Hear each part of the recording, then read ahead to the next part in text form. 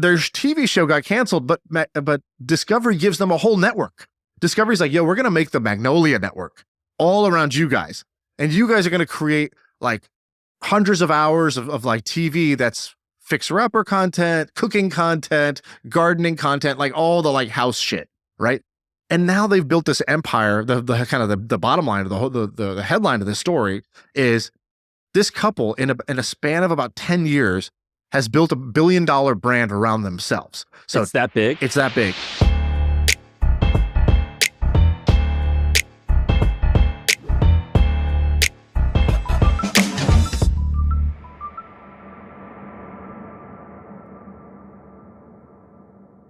All right. What's I hope up? they keep in what just happened. So before we hit record, it's like 5, 4, 3, 2, 1. And Sam on 3 takes out a drink out of nowhere at 3 seconds left and just chugs it, like tilts up. Not only just tilted up, squeezes the bottle like it's a Kool-Aid or like a Capri Sun or something, and just chugs some carbonated drink. And then it goes to 1, and then he puts up the 1 symbol, like, hold on, looks to the side, burps, flexes, recenters himself, and is ready for the podcast. That was elite. That was an elite prep for a podcast. Dude, I'm on top of it. I drink so many beverages. We had this Fast Company article written about the Hampton lunch, and the reporter in like the first paragraph called out how I left the interview to grab a root beer and I came back.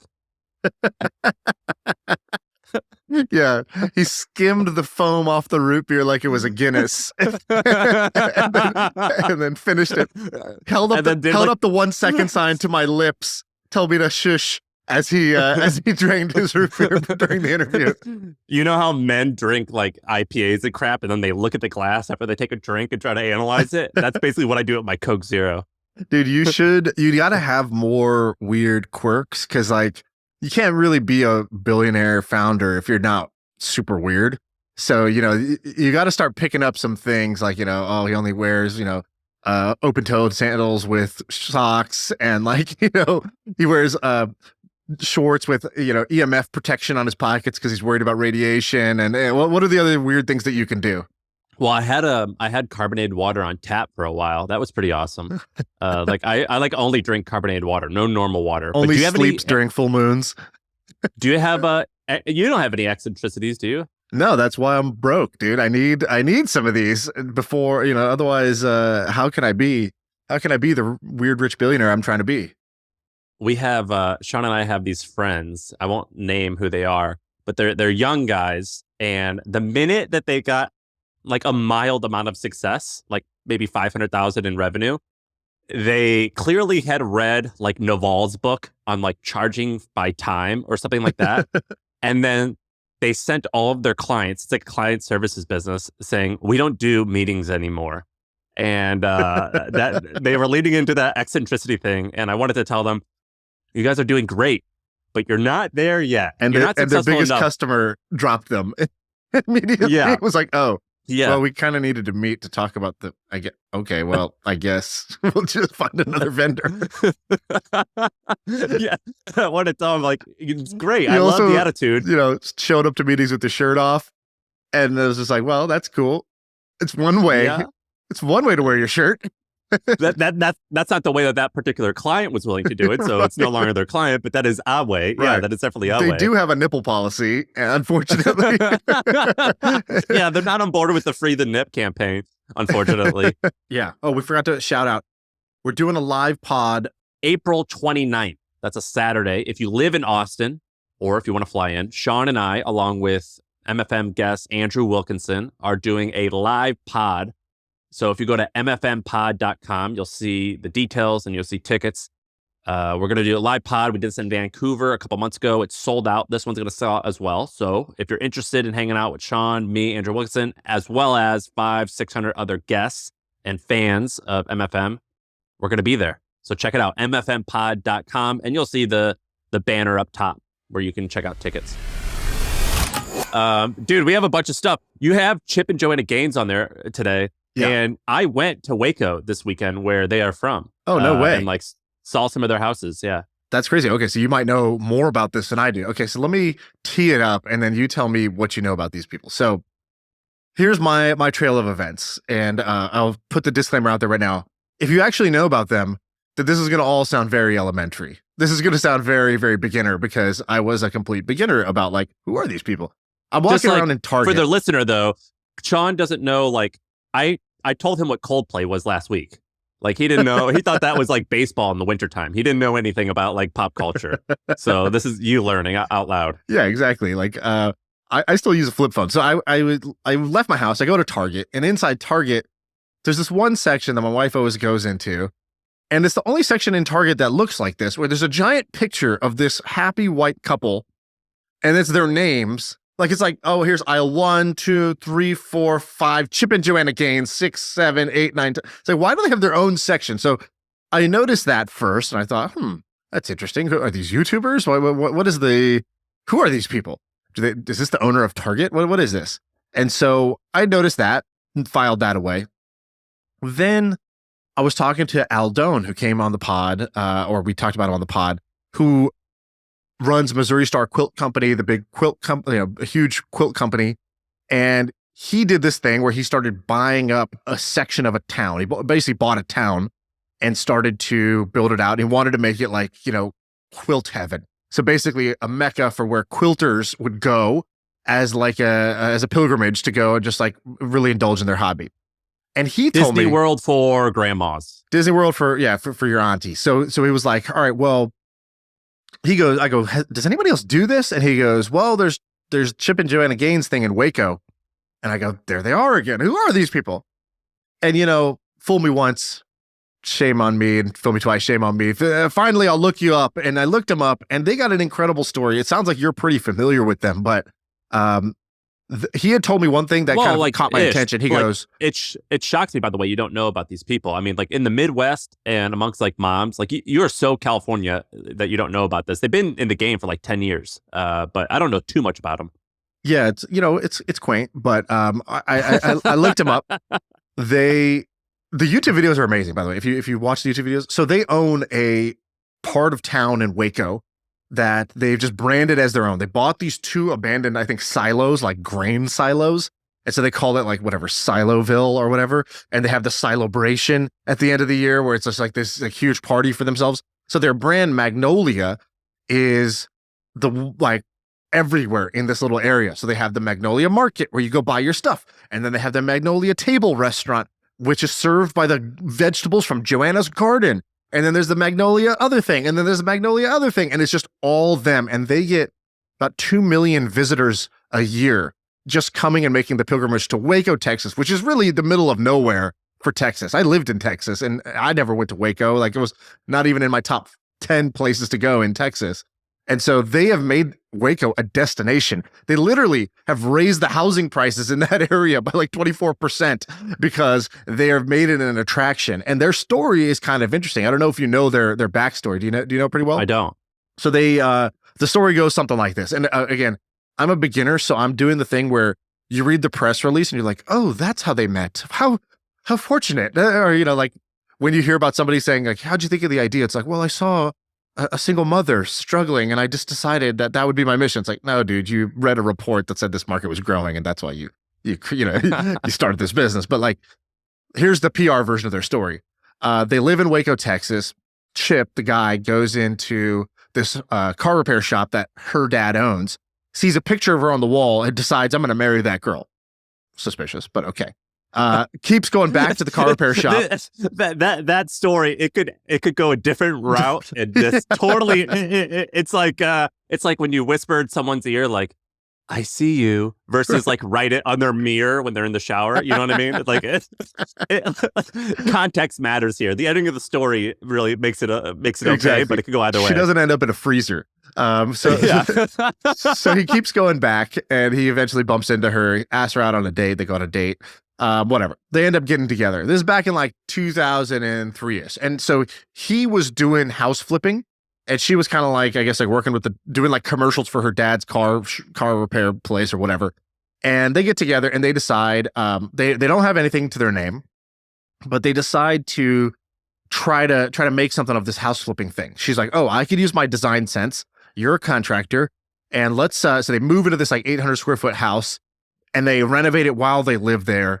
End up flipping one, flipping two, flipping three. And they start to successfully flip some houses in Waco, but still no big deal.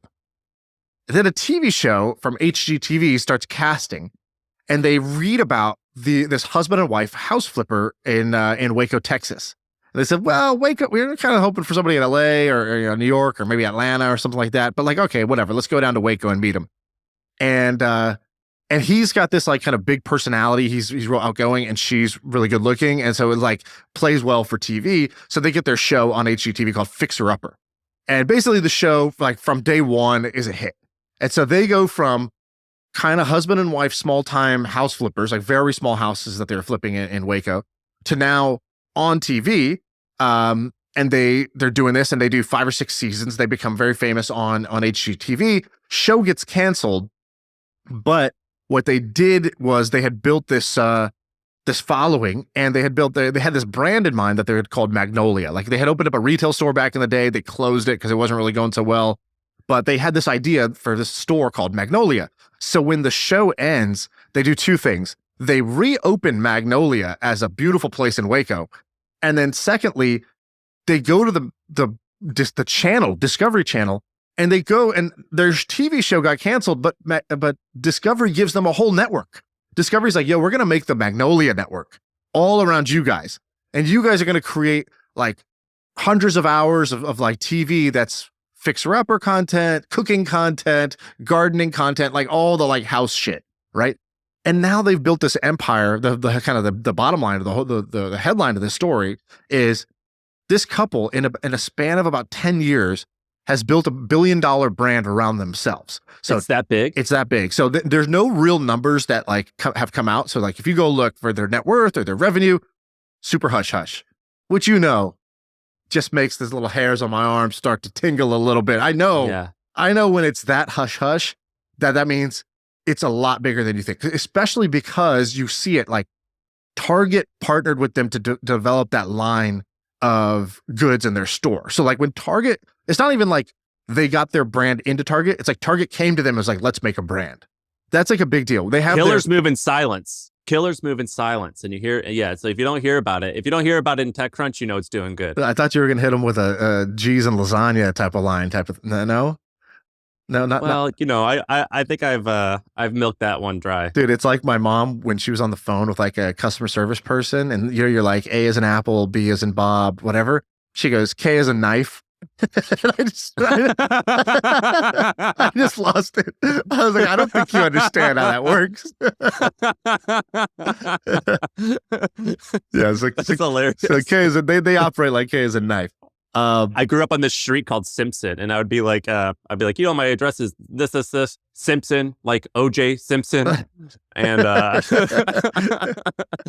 it works. Anyways, their app that has their TV show network has like tens of thousands of reviews on it, so that means that app is doing pretty well, and that's like their own version of Netflix, right? Like that's like kind of stunning. You never really see an influencer that has their own whole subscription network, and so they have cookbooks, journals, retail stores, brand, paint brand, furniture brand.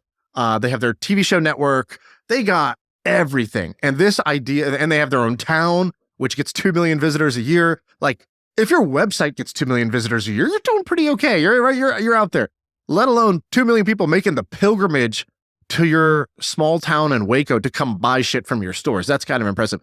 I guarantee you that these people will end up billionaires off of this Magnolia brand. This Magnolia brand has to be worth high hundreds of millions, if not over $1 billion already. Have you been to Waco ever? No. Dude, so I went to Waco this weekend because, and I'll tell a quick story, then we'll get back to this. But basically, last year, I randomly came across this guy who had this new Airbnb. It was basically a piece of land that he built a lake on, and he built 7 Airbnbs. I was so curious. I couldn't find him on social media. I call him up. I get him on the phone. Yeah, he built a lake. Like It was like a plot of land, and they built not a huge lake, more a pond is a better word to describe it. But it's a lake, I guess. But I call him up and I go, tell me your story. He goes, well, I had I was an accountant. I had my own small business for accounting. I just built this Airbnb thing. I think it's going to be really successful, but I really describe myself as an artist. I love to paint and play music. And right away, I'm like, I'm in. Do you want to hang out? Start hanging out with him. And he's part of this thing. I mentioned it called Homestead Heritage. It's this religion/community. It's like all different parts of Christianity in it. And they believe in like sustainability and the weird part is they believe in craftsmanship. So the way that they like find God is by like doing things with their hand and doing it well. So anyway, this weekend I went and celebrated Easter at his church and like they like had a whole singing thing. And I stayed at his Airbnb. Has this been around for a long time, or it was like a recently created religion? Okay. Basically, the story is that one of the main guy, which is his wife's grandpa, I believe, Isaac's wife's grandfather lived in New York, was atheist, found God somehow, and felt like the best way to like show that I love God is to like just be excellent to everything I do and be kind to people, among other things. But that was basically it. For some reason, they moved to Waco. They get 500 acres and they build a whole community on there. And then this guy, Isaac, now has built this Airbnb a few miles away. And he tweeted out his profits. And in his first year of business, he did $1 million in profit. And so I became friends with them and I went and hung out there and I drove through all through Waco. And basically in Waco's, sorry, Waco people, it's not nice. It's like objectively like a fairly rundown place, as if maybe it was like an oil town. It feels like there was once something there and then now it's not. And when you drive through that area, you see like not nice house, not nice house, nice house. And I told him that. And he goes, oh yeah, that's the Chip and Joanna's house. Like they like started here remodeling homes and you could distinctly tell which one is their brand. And so like, it's like basically like Isaac French, who like brings in all these people, and Chip and Joanne, like, you know, way above him. But that's like my understanding of Waco at the moment. Yeah. There's these like, these like kind of simplicity based, communities or religions or cultures where it's like I'm on their homepage right now and it says Homestead Heritage is an agrarian, craft-based, intentional Christian community. It stresses simplicity, sustainability, self-sufficiency, service, and quality craftsmanship. And then there's literally like a video of a cow eating leaves and then like a boy stitching a baseball himself, which I gotta say I never did.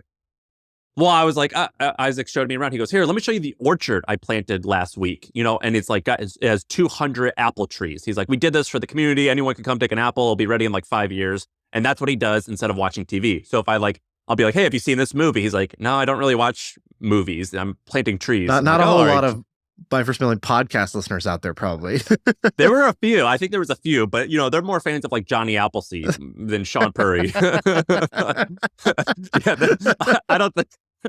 Yeah, you know what I mean. Like, they're no like Johnny Appleseed like posters in their room. Yeah, but dude, I've told the story many times. I used to work for Mike Wolf from American Pickers, and that was where I first learned about like entertainment and business and things like that. But Mike Wolf was American Pickers at the time was like the second most popular show on TV when I worked there. Number 1 was Pawn Stars, and like number 4 was David Letterman, like to give you an idea.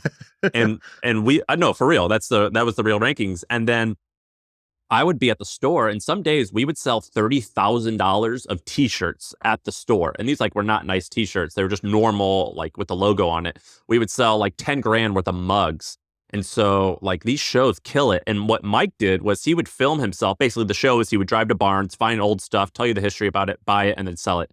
And he spent like 4 years driving around with a video camera, filming this, trying to pitch it. And then when he finally did pitch it, he got the production rights, or I guess he kind of like what Rob Dyrdek did. And I think that's where the money is. And it sounds like that's what Magnolia did too. Yeah, exactly. I mean, the breadth of this empire is kind of stunning to me, right? It's like, whether it's home goods, it's the restaurant, it's the coffee books, it's the bakery, it's the TV show network, it's the Target line. It's like, and their brand is like, they're this relatable, you know, blue collar, you know, salt of the earth people. It's like, yeah, like they are, but they also have some part of them that's Rupert Murdoch, and they are flexing that Rupert Murdoch over the last 10 years. I wonder if they have like a manager or if they're just doing this all themselves. like Rupert Murdoch in Wrangler jeans.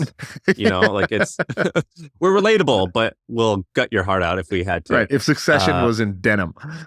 yeah. No, I dig these. I dig these people. The worst thing that would happen to them is a Johnny K plus 8. You remember Johnny K plus 8? Of course. How can I forget? Man, they were some of the first guys to get popular, like in the reality TV world of TLC, and then they get divorced and it ends horribly, just like Honey Boo Boo, man. Honey Boo Boo, same thing.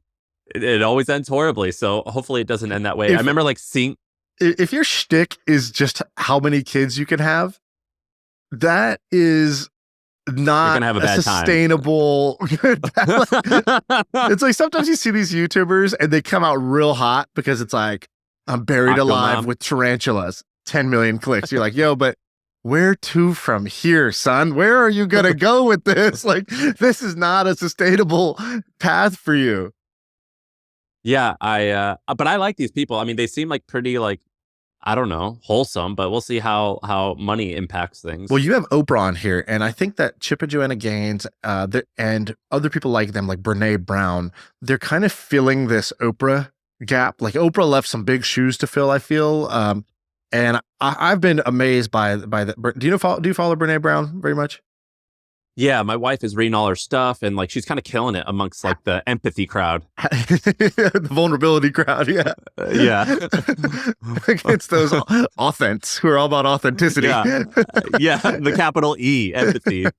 Or like if I hear one more person say the N word, nuance. Then like that's the thing, man. It's nuance, it's empathy, my butt clenched a little there. I didn't know where you were going with that joke. I was like, Sam, don't end it here, man. We've had a good run, but don't end it here.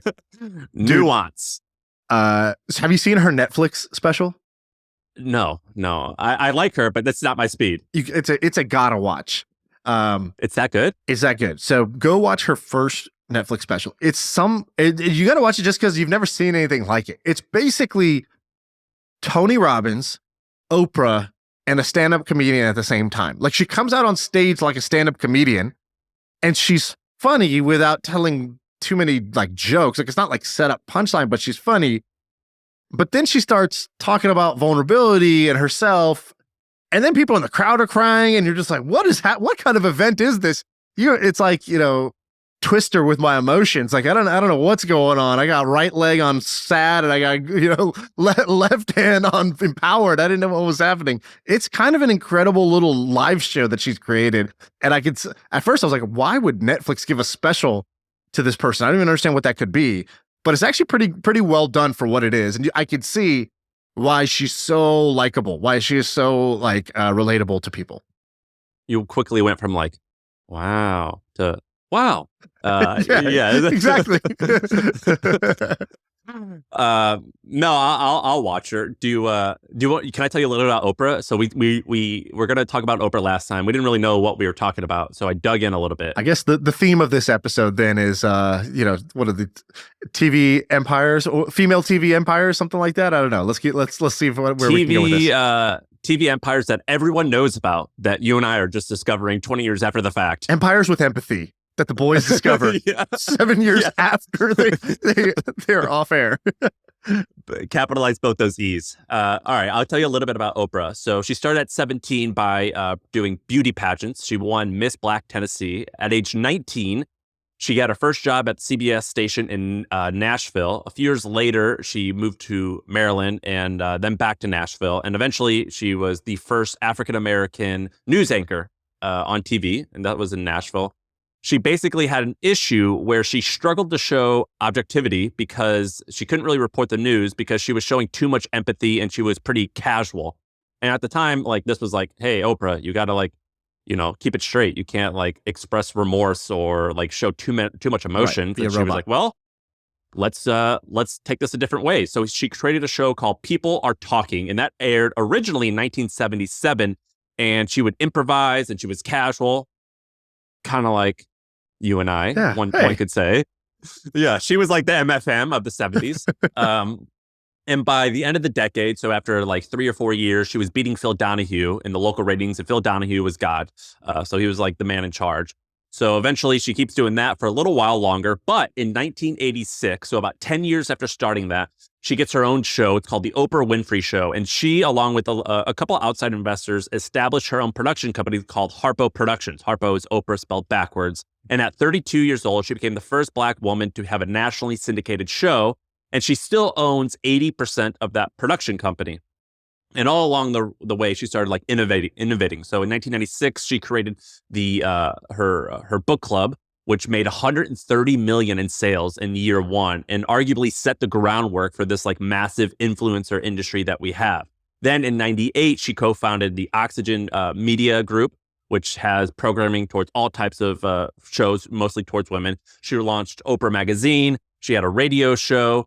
In 2010, the Oprah show ended after 24 years, and she had, all the best guests leading up till then. 2011, she launched OWN, Oprah Winfrey Network, and then all along has been doing all types of stuff. So, for example, in 2015, she bought 10% stake in Weight Watchers, and then the stock 6x'd, like within a year or two of that happening. In 2008, she sold most of her stake of OWN to Discovery. And she's done a ton of interesting stuff between now and then. But listen to her empire. So she has the Oprah Winfrey Show, which had over 28,000 guests, giving away 570 cars, had 5 presidents on. She got 20,000 fan letters. The finale had 16.4 million views. She also owns Harpo still to this day. They've collectively, it's done $2 billion in profits. It made a couple movies as well, including The Color Purple, Beloved, and Selma. They have 200 employees in Chicago. The OWN, so her network, Oprah Winfrey Network, it started with $100 million in funding. Eventually, she sold most of the stake, but she's still CEO of that. She has Oprah Magazine, which in the first year did $140 million in revenue just from subscriptions. And then she has Oprah and Friends, which is a XM radio contract or show where she got $55 million in the first 3 years. She's invested in Weight Watchers, True Food Kitchens, which is basically a restaurant that has 42 locations.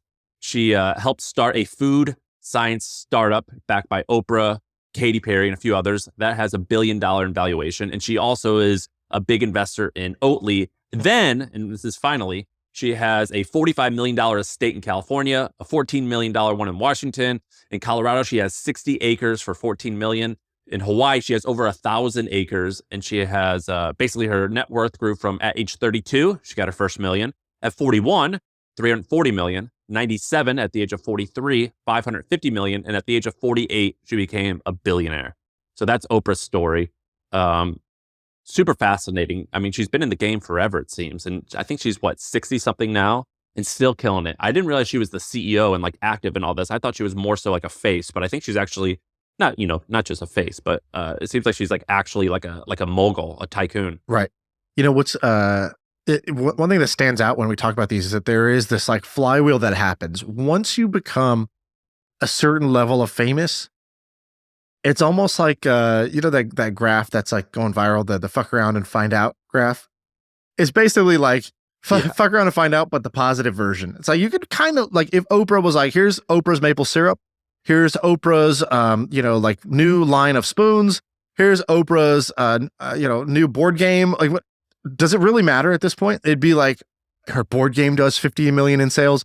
Her syrup is the number one syrup in the country right now. Like, it's kind of at that point you just choose, and because so much trust and distribution has been built up. And I have a friend who this week, I can't say the details, but they went to a very famous person.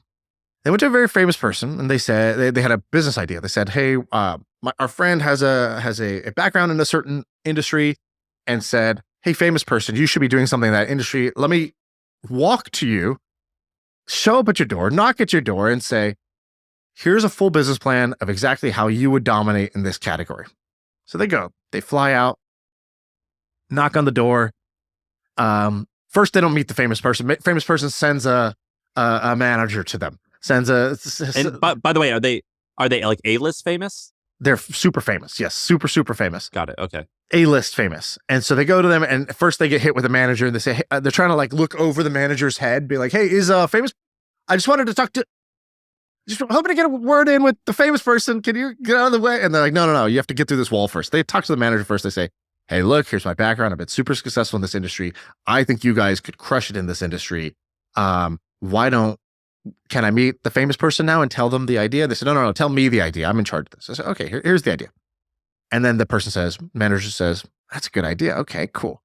And then they get the meeting with the famous, and the whole time they were told, hey, you fly in on Monday, you'll meet with the famous person sometime this week. Just hang out in the hotel, just be here, which is a pretty big time move to try to pull on somebody, to not give you a time, but say, hey, we'll hold this walkie-talkie. When you hear me, put your pants on, get ready. The meeting's happening. But I can't tell you when it's going to be. Like, they've got a special calendar and Google it. Everything ends in ish, but it's, Monday-ish, like it's all ish. Right. You're given a window and you better be prepared during that window to strike. Okay. So end up getting a meeting with the famous person. Famous person comes in, explain the whole idea. Famous person likes the idea, but also has a bunch of their own ideas, of course, as famous people do. And so I asked my friend later, I said, so what happened? And the response was this. They go, well, I'm pretty sure we convinced famous person that they should do this and do this with us. And I'm pretty sure they convinced me that I should not do this with them. I thought that was just a hilarious takeaway. And I was like, okay, well, why? They said, well, they have all their own ideas. They go, honestly, everything they're trying to do in this space probably won't work. Like, I think they're going about it the whole wrong way, but they'll probably end up being successful anyways. That's the crazy thing about this. Like, their margin for error is so large, and they can kind of do anything and still have it work because their brand, their celebrity, their distribution, their trust and loyalty in their audience is so large that you can kind of mess up 8 out of 10 things and still get it to work eventually. Whereas most startups, most businesses don't have that margin for error. And so I don't know what the big takeaway is. It's kind of a no duh, but it's if you're mega famous, it's not hard at that point to do the empire thing, because it's like what was his name? The guy Moyes from Native, how he when he was selling his company, and they're like, you sell just deodorant, you're asking for this big valuation. He goes, yeah, because do you know how to write the word native on a bottle of shampoo? Do you know how to write the word native on a bottle of toothpaste? Cool. That's your expansion plan. Like, I left a lot of room for this to grow. If you could still write the word native on something, it will work. And that's how I feel about these mega celebrity brands, which is like, if you put my face on something, it's going to work. So let's put this in a very realistic context. So you and I have that divided by 100. So we're Oprah divided by 1,000, whatever it is. But we have a very small taste of it. And we also have friends, like the Tim Ferrisses of the world and whoever else who have it, times 10 or 20 for us and are in this like potentially $1 billion space. There's been 3 things, I think, that I've narrowed it down to that make this empire strategy that hold me back, and I imagine someone like Tim, who's a perfectionist, or someone like that, holds them back. Number 1 is reputational risk. So putting your name on crap products, and then how on earth can you actually like track it all to make sure that you're not putting your name on bad products that you actually stand by. And so because of that, it's almost like you have to pick and choose. But then there's other people like Richard Branson that put, Virgin on everything, and it kind of has seemed like it worked out. So that's like the big thing. Number 2 is finding people who you can trust. When you have 5 or 10 or 30 different things going on, you need really trustworthy people. And even if it's your family, even if it's your brother and your cousin, people can screw you. And like, you have to really stay on top of it. And you have to find a partner who's good enough to like really have your back. Like even my accountant, or I imagine if like your lawyer or your accountant, and every once in a while you're like, is this person actually thinking of me, or how are they incentivized here? And who's actually making the right decision? That's actually exhausting. And I think and quite hard. And then the final thing is like, do they want the headache of that? So like a Joe Rogan, he's just like, no, F this. Like, I'm on my island here. I have what I need. I don't want to put my name on anything. Screw that. I don't need anything. And I want to keep things small and tight. And so those are kind of the 3 things I think prevent like empires from being built like this. Yeah, I think that's true. So say the first one again. What was the first one? Do you remember? Reputational risk, having people that you can trust, and then just like not wanting more headache. And here's the counter to each. Okay, reputational risk, putting your name on crap products. Do you have you drank Prime? Once I tried it. It's fine. It's fine. it's also the fastest growing drink in the country right now, and it's fine. And I think that that's the counter to that is, yes, you can't put it on a crap product or do something that would, hurt people or do something like that. Like, nothing on the sort of terrible end of the register. But there's a lot of leeway between the best product in the market and it's fine. And you just got to fall somewhere there, right? It's like you're playing golf and the fairway is so wide. You really got to screw it up to hit it out of bounds. And that's how I feel with these products. Like, is Kylie's lip product the best product on the market? I have no idea. Is, for most of these products, I can't tell you that Conor McGregor's whiskey or The Rock's tequila is anything better than fine. There might just be... You're saying there's got to be a threshold. There's a threshold, and the threshold's pretty goddamn low. So I think the reputational risk is a little bit less than what I think a lot of people would worry about. The rest is true. It can become a headache, and you do have to find competent people to run them. The good thing is, when you have that brand, it's like Prime. Prime didn't start by Logan Paul and KSI saying, let's create a drink, let's go to the flavor house and create a formulation. There were some entrepreneurs who approached them that said, we do this. We've done this at, medium scale. With you guys, we could go super scaled. We will take care of everything. You guys take the cut. You guys help us with the promotion. But look, we come with this track record. And I think that's what happens for most of these celebrities is they're approached by people with track records. Like even the example I was just giving. Somebody with a track record came and said, I know this industry. I've done this before. With your brand and your distribution, we could do this again in a big way. And I think those opportunities just come knocking at your door. So it's not even like, where do I go find somebody great? It's like, can I filter? Can I just recognize great when it shows up at my door is really the question for most of these people. Do you think you would enjoy that type of fame like Chip and Joanna? No. Not only would I not enjoy it from a I don't want to get bothered when I'm out and about with my kids and stuff like that. But also, more than that is I don't enjoy what it takes to get there. And that's actually that's actually the most important question in business. I was talking to Ben Levy about this the other day. We were talking about business ideas. Earlier, I asked you this a while ago and you go, there's a price to pay. I ain't willing to pay it. Yeah, exactly. Know the price and then decide if you're going to pay it. When we were talking about business ideas, it was like, oh, do we like this idea or this idea? And the easy thing to do, I think everybody gets this wrong, is I love basketball. So I want to do a basketball-based idea. Or I'm really passionate about helping people. So I'm going to do this healthcare startup, whatever it may be. And they think that their enjoyment of the thing is going to be based on the product or category that they're in. But in reality, most of the time you spend when you're an entrepreneur is trying to grow or sell. It's trying to get more customers and grow the actual business. And so you're not playing basketball. Your day-to-day experience is actually about selling and trying to grow. And what ends up happening is that some ways are more enjoyable or suit you better than others. So for some people, they love Facebook ads or they love SEO. And for some people, they love phone calls. And for some people, they love high-level business deals, enterprise sales, where you're nurturing a long relationship for a long period of time. And the big mistake people make is they think, oh, I'm creating a basketball-related startup. What they don't realize is that the only way for that business to grow is through enterprise sales. And they hate enterprise sales, or they're unwilling to go and sell to these facility managers of NBA stadiums, or they're unwilling to sell to blah, blah, blah. And they think they're in the basketball business, but they're in the enterprise sales business because 90% of their day-to-day work and the challenge that they're faced with and the stuff they have to do, whether they're selling basketballs or ping pong balls or books, it doesn't matter. It's the sales channel, the sales process is where you're going to spend most of your time.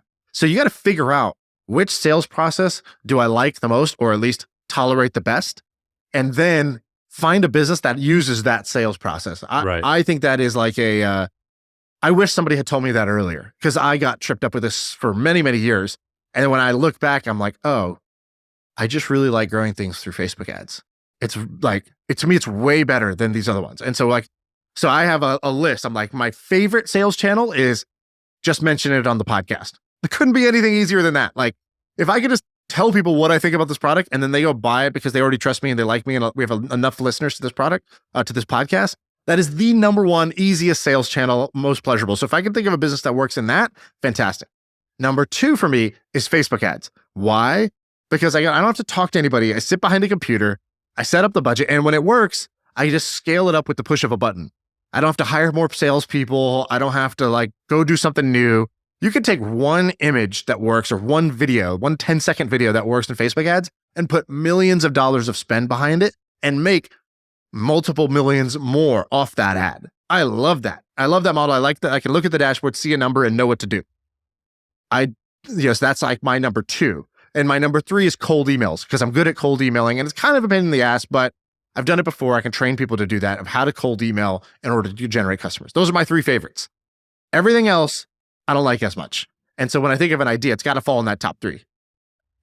So we had, I guess technically the hustle kinda was enterprise sales. I mean, we had 6, maybe once or twice we had 7-figure deals, and that's like a long process.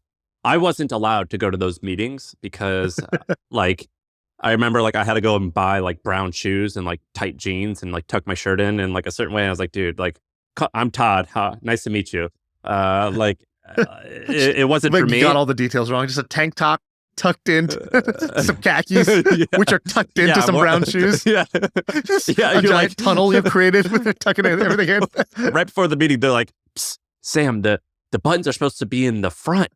Like, Thought it was a breakaway. Yeah, so I was learning as I went. But as the owner of a company that had enterprise sales, it is awesome. Because what I didn't realize, there's this amazing thing that I learned, which is that sales teams can create demand. So even if our product was great, but even if your product is okay, if you have a good sales team, you can truly create demand. And I didn't understand that until like year 2 or 3 of like having a team like this. I'm like, oh my God, this is how the world works, because most big companies, they just have a certain amount of budget. They have to spend it on something. And if you just get in with them and you wine and dine them and they like you, half the time the product doesn't even matter. They just have to spend it. Otherwise, next year they won't have the same budget. If they don't have the same budget, they don't have a job. So, and you can like that or you can not like it. Frankly, I don't love that's like the truth. But if you can make it work, it's pretty amazing. And I like learned that the hard way while running a company like this. And if you don't know which one you like, your best bet is to go get exposure to a bunch of them. So go try your hand and do like a 6-month rotation where you're basically like, okay, how do I do this enterprise sales thing? How do I do cold calling? How do I do Google ads? How do I do these different things and figure out which one of these appeals to you? Because once you do that, then you could kind of pick and choose. I know most people, and I would think you would find this to be true. Most successful people we know, they don't really hop around sales channels that much. It's like, no, if they're good at find one thing and you kill it. Yeah, you're good at SEO. They just do SEO 4 different times in 4 different flavors. Oh, you're good at Facebook ads? You do Facebook ads for one business, then another business, then another business. If you're good at enterprise sales, you just figure out which businesses to plug into that over time. And they kind of make a career out of really understanding one growth process, because being a master at any growth thing is super, super valuable. I can't find this client info. Have you heard of HubSpot? HubSpot is a CRM platform, so it shares its data across every application. Every team can stay aligned. No out-of-sync spreadsheets or dueling databases. HubSpot. Grow better. Do you want to talk about Hustle GPT-3, or do you want to go to another topic? Let's do some quicker ones, because I feel like we did a long-winded thing. So I have a couple quick ones. Tell me. Okay, so I'm going to give you my 2 bad dating ideas. And by the way, I'd like to put another drunk ideas on the books to just put that out there. This would have been in my drunk ideas thing, but we don't have it scheduled, so I'm just going to do it sober. So 2 bad dating ideas. Number 1, do you watch this TV show Love is Blind? Sarah does, so it's on my TV all the time. Okay, good. So you know the premise. You and my wife have like the exact same TV stuff. Like for the listener, Shaan and Sarah are texting about Bachelor or Bachelorette, or whatever it's called. Yeah. Or no, what do you guys talk about? The Challenge. The challenge, but also these other shows. So, Love is Blind is this like sensation show on Netflix, which is basically like you get a bunch of single people together. They're in these rooms. They can't see each other. So you kind of speed date. You date other people, but you never get to see them. So you're supposed to fall in love with their personality. And then after you choose who you like the best on their personality, then you get to see him and you get to see what happens. Okay, so And don't you like get married at the end? yeah, well, of course, to like any great story, it needs stakes, and so they raise the stakes by saying you don't just get to pick, say, oh, I like Sam the best. I want to see him now. It's like, in order to see him, you must get engaged, blind, and get married 4 weeks later. So they, that's how they make it a TV show. But And some people walk on the altar. yeah, You have yeah, to decide exactly. at the Well, a lot altar. of people when they see the other person, they're like, oh, hey, it's so good to see you. Like they're just like, oh man, like I imagined something different, and now I'm stuck with Yeah, it you, goes and from- now I look like an asshole because I fell in love with your personality and I fell out of love with your face. But they can't say that, so they have to find some other excuse. One guy on the show was like trying to get an idea of how they looked, and they go, "So I'm pretty." The guy was like, "I only weigh 150 pounds. Yeah, could I give you a piggyback ride?" No, he goes, and it was so smooth the way he did it. And by smooth, I mean terrible. He goes, I love to go to music festivals. She's like, me too. He goes, at music festivals, I usually put my girlfriend up on my shoulders. Do you think I'd be able to do that with?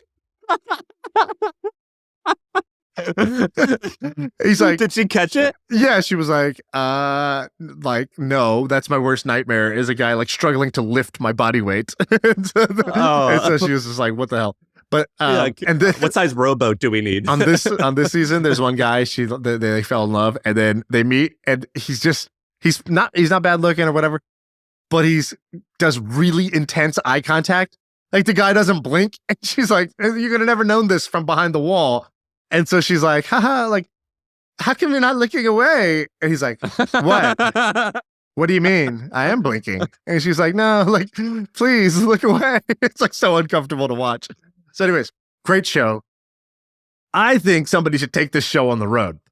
Literally, I think somebody should I think the show, but if not the show, then somebody should spin this off. Do a Love is Blind tour where you go city to city and people pay to be a part of the experiment. So people pay to actually like do the show themselves.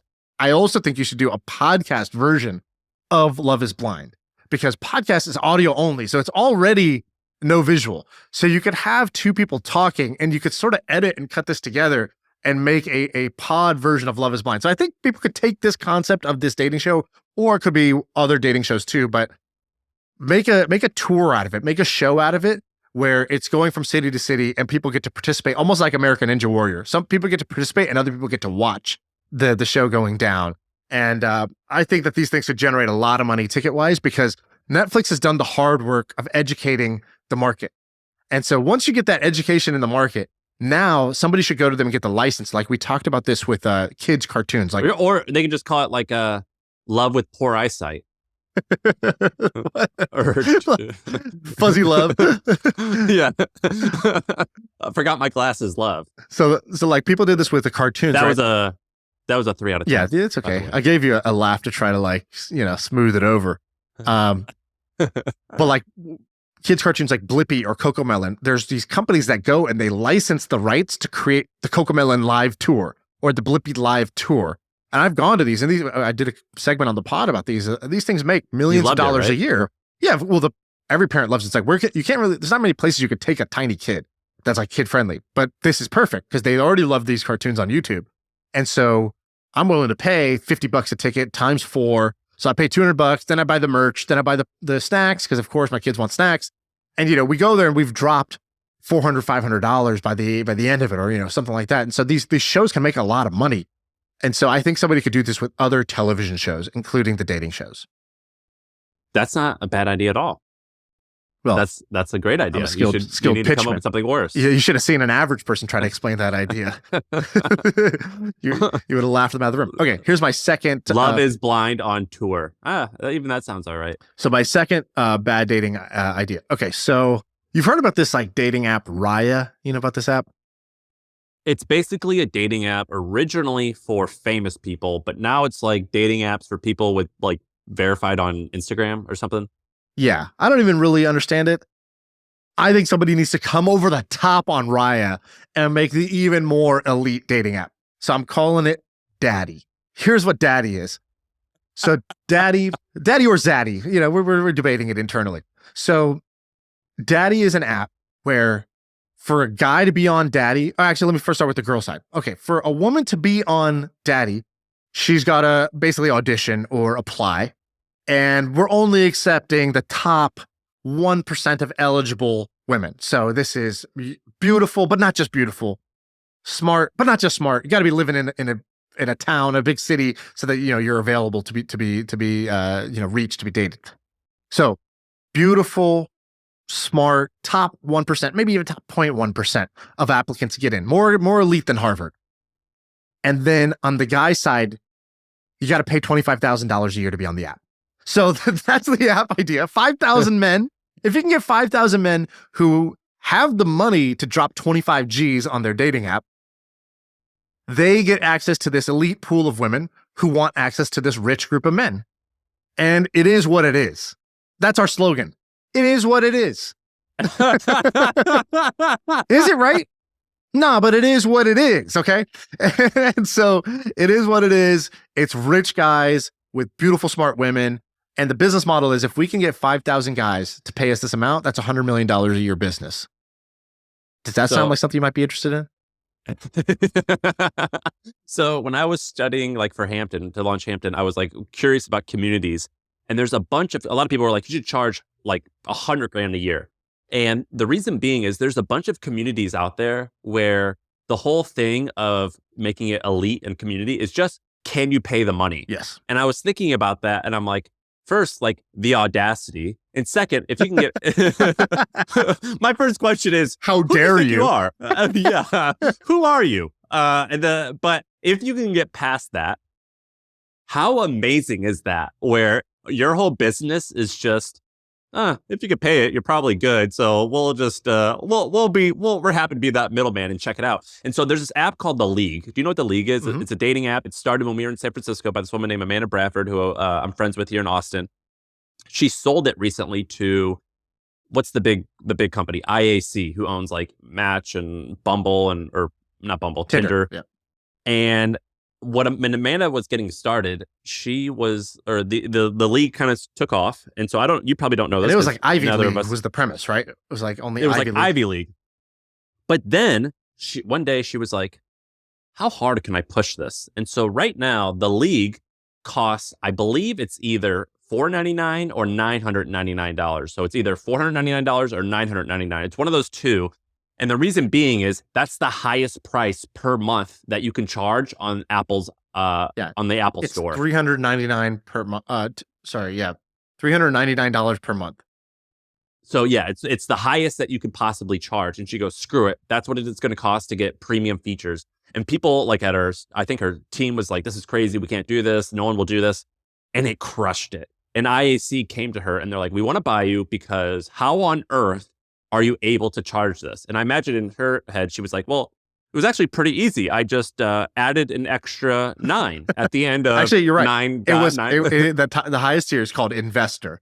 It's member $299, owner $399, investor $999.99. Yeah. Yeah, it's there's an episode in South Park where they come up with this new MBA, and they're like, look, I don't make up the rules. I just think them up and write them down. You can't argue with me. I didn't make up the rules. And it's like, well, how'd you increase pricing so much? Well, I just clicked that button 9, and we made it, instead of $999, we made it 900, or instead of 99.99, it was 999. So anyway, it's killed it. And so I actually think that there are a lot of interesting opportunities in the market where you can just charge way more. And it feels very weird, but that's the business model. And actually, now that I think about it, $25,000 a year, that was complete small boy stuff. And I apologize to the entire audience. This needs to be $100,000 a year. This has to be $100,000 a year. And guess what? We only need 1,000 members now. We only need 1,000 guys who are willing to drop $100,000 in order to get access to the most. And in fact, you know what we're going to do? We're going to take a portion of that money and we're going to pay some women to be on this app. We're going to say, look, you are so great. You were casted onto this and you are going to be paid to be a part of this network because we want to blur the lines between prostitution and legal dating. Oh my God. It is what it is, as we say. God bless you. Maybe this will work. But yeah, good luck. But I think there needs to be more apps that do this, that go over the top with it. I agree. Basically find the theoretical max of of what the market will bear, or what people actually want to do, right? Like what is the actual behavior people want, and what are they willing to do? And it's usually more than you think, or more than sounds reasonable. Like what if you just took an unreasonable approach to the same thing? What would you do differently? Is a question you can ask about really any business. Like there's these guys, they created this thing called the Unreasonable Institute back in the day.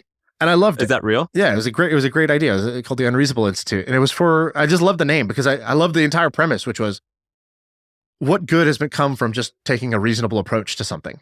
If you're trying to make any big shit happen, you're trying to do anything, change the way anything works, like create a new system or improve something or innovate, in a way, by definition, you're going to do something slightly unreasonable. And so is this called the Unreasonable Group? Yeah, it was called the Unreasonable Institute. Then they had the Unreasonable tour where they got a cruise ship and went into international waters. And then they did a bunch of others. Now it's probably called, this is 10 plus years ago. So yeah. That's so funny. It's probably changed. Well, there's this thing called Unreasonable Group, and it's the Unreasonable Collective is an international community of sophisticated investors. We pool capital as a community and co-invest in world-class. But then there's the Unreasonable Institute, which is a fast-track program to give altruistic entrepreneurs skills and funding to affect a large-scale change. Yeah, I think that's the first one sounds maybe a little. Yeah, the first one maybe sounds cooler though. But that's cool. I like that name. Speaking of unreasonable, you want to wrap this up by talking one thing, Elon Musk. Okay. Did you see what he did? So you see the Twitter thing? Well, which Twitter thing? I feel like every day there's the Elon Musk Twitter thing. Yeah, that's where he blurred out the W. Oh yeah. Oh, okay. This is news. No, this I news saw to you? this. I so basically, saw this. This is explain this. Dude, this is dumb. There's this thing in the UFC called, if you win. So basically, the UFC and all about fighting, it has weight divisions, and every once in a while, someone like Conor McGregor or someone else comes along and they achieve greatness, and they earn what's called the champ status, meaning they have a champ. They're the champion in one weight division, and then while having that belt, they also gain a few pounds and go up and win another belt. It's unheard of. In my opinion, Elon is the champ. He has amazing products. He's one of the best entrepreneurs out there. He's the champion. He's also the most cringiest. He's the champ right now. He does whatever the fuck he wants. That's what champs do. And recently, like last night, he tweeted out that there was a dispute with the landlord saying you can't alter the sign or something like that. So he took a piece of white sheet or paper or something, and he blurred out the W. So now Twitter, the sign, it's a huge sign when you live in San Francisco. I lived a block away from it. It says Titter. And it's the most cringe thing I've ever seen. Why on earth would he do that? I love a good troll, but that's not funny. It just makes people look, I like trolling. I love punching up. But this is this is punching yourself in the face. I like making people uncomfortable. This is the bad type of uncomfortable. Go to his Twitter right now. Do you see what his name is on Twitter right now? Because you thought that was the cringiest thing he's done in the last 48 hours. Well, he's one-upped himself. Oh my God. What an idiot. Oh God. What is his Twitter name right now? His name right now is Harry Balls. He spells balls B-O-L-Z, but it's Harry Balls. That is his name on Twitter right now. Oh, Elon, you're so irreverent. Yeah, dude. Oh, these billionaires with senses of humor. They're just like us. I would love to see what Elon thinks other people's reaction is. He must type these in and just sit back and just smirk, just have a smug look on his face, just imagining, oh man, the internet's gonna love this. I'm super rich, but I don't take myself too seriously. Look at this. Yeah. Next week it's gonna be like Elon Baller 69. It's just this is the lamest thing ever, man. I don't know how. I mean, I guess look, with extreme personalities comes extreme success, but they don't tell you there's another end of that bell curve, and that's extreme. That's cringe. Extreme cringe. Yeah. And we're experiencing that a little bit right now. I know a lot of billionaires. Not a lot. I know a couple billionaires, and I know a lot of wildly successful people, and they do every once in a while. You're like, oh, hey man, you don't know how to hold a conversation appropriately. Let me help you out here. This is kind of what's happening with him. It just so happens that it's in front of 125 million followers. He has the cringe version of Tourette's. Dude, just stop. You can't stop just blurting out these cringy things. Yeah, it's ridiculous. I actually think that he's kind of ruining his legacy for sure here. Like maybe 5 years ago, he was the man. And he still is the man, frankly. Like his accomplishments are amazing, but he's a little less of the man at this point. There was a funny, Just a little. funny back and forth. Somebody tweeted out a graph of all the chart of all the $1 billion companies and what industries they're in. Yeah, I saw that. And Paul Graham retweeted it. And he says, "Oh, what's interesting here is like we're clearly like over indexed on like software and like real world things like hardware or manufacturing. There's only like a few companies in that bucket. But don't let that hold you back. You should still do it. I think there's a lot of opportunity there." And Elon replied and was like, "Yeah, like a complete waste. It says something like it was like a big waste of resources or brain power or talent that was the case." And then and the response was the biggest own I've seen in a week. It was a really good reply. Paul Graham goes, "Yeah, can you think of anybody right now who's really talented and could be doing those things, but is wasting their time on a software project?" And it's so good because obviously it's talking about Elon. Yeah, it's like a perfect self own really by Elon. Yeah, it was pretty good. Too good. It was good. That was good. I'm a big fan of him, of Paul Graham. I'm still an Elon guy. I think I might get myself a Tesla, but I don't like this. It makes it hard to want to wear like a Tesla t-shirt. That's for sure. Not that he cares, but it makes it challenging to like root for him publicly when he makes these stupid comments. People in our comments hate when I make fun of Elon or diss Elon or Chamath or these guys because they're like fans of them, which is totally fair. You can be fans of whoever you want. But I just want to, for the record, I'm out on Elon early. Because guess what? More and more you're going to be out on this guy over time. And I just want to plant the flag. I'm out on him early because his cringe will eventually wash away all these people, or he's going to get canceled for something. I'm telling you, it's going to happen. And I would like the record to show that I was out early. Dude, these people in our comments are crazy to me because why can't someone do a lot of really good stuff and also some bad stuff? Like, why can't like someone kick ass at a ton of different things and make a huge amount of mistakes? Totally. Because whenever we talk about this, we say, yeah, he's the best at a bunch of different things. He's the greatest entrepreneur. Also, he's of I don't know, the last 30 years, 50 years. That is true. Also true. He's pretty cringe and corny and disingenuous about some things. Right? That's also true. Yeah. It's like I can love Michael Jackson's music and also not love what he did, like both can exist. I can like Chick-fil-A chicken and also not stand by what they stand for. Both can be true. And I can't stand that with the commenters on our stuff, but we're going to get a reaction on this. I'm eager to see what it is. But anyway, that's an action-packed pod, I think.